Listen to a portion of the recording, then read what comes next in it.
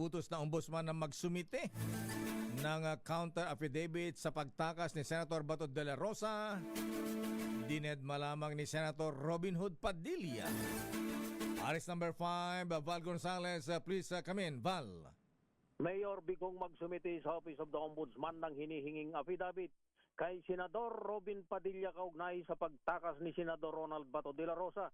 Sa press briefing dito sa Office of the Ombudsman, sinabi ni Ombudsman Boying Rimulya na nangangahulugang nag-waive na ng kanyang karapatang magpaliwanag ng sarili si Padilla.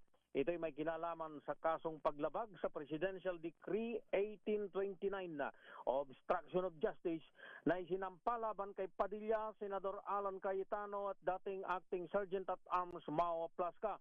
Nitong nakalipas na Miyerkules, July 15, ay nakapag-comply na si Senador Cayetano na nag-submit ng kanyang counter affidavit. Dahil dito ayon kay Ombudsman Rimulya, maglalabas na lamang sila ng desisyon batay sa mga hawak nilang ebidensya. Sa panig naman ni Plasca, humingi ng extension ng dating general na binigyan ng ombudsman ng hanggang July 23. Matatandaan sa reklamo ng grupong Tindig Pilipinas sa kabila raw ng umiiral na arrest warrant ng ICC laban kay Senador Bato ay pinayagan umano ni Cayetano, Padilla at Plasca na makatakas ang senador at magtago sa kamay ng batas. Ako si Val Gonzales, DJ Rate, una sa Pilipinas, una sa Pilipino.